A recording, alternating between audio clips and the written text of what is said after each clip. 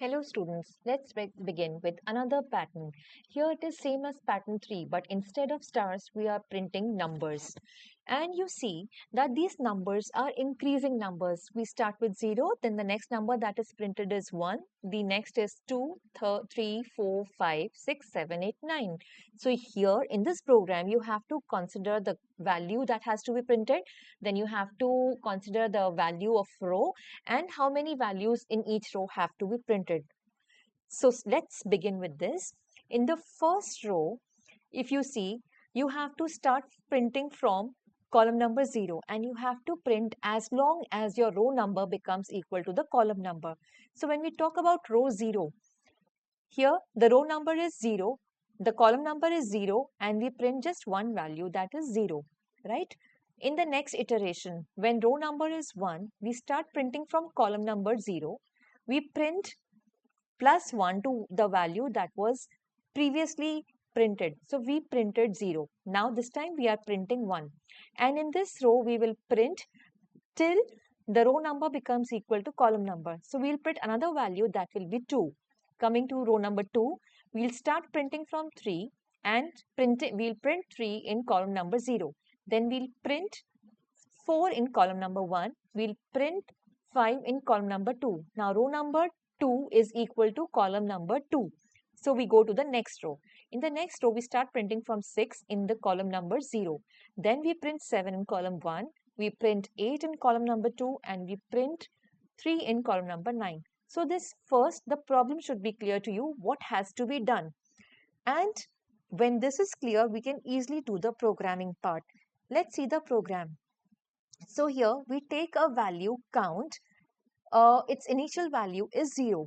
Then we make an I loop. This I loop will take into consideration the row number. So we have to print 4 rows.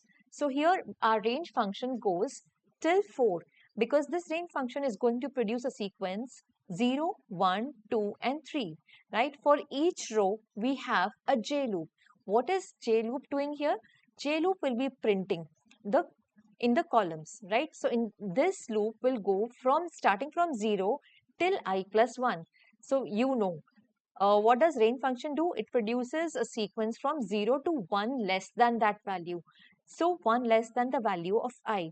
For example, if I is initially 0, it will print just 1, 0.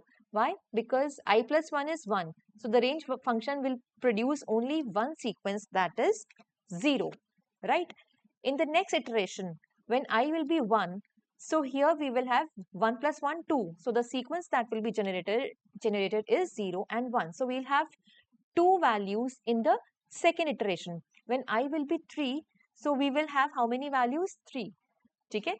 Because the value of 3 means 3 plus I plus 1 is 4 and the range sequence will produce 0, 1, 2 and 3. So this is how this J loop functions. So let's begin what this J loop is doing.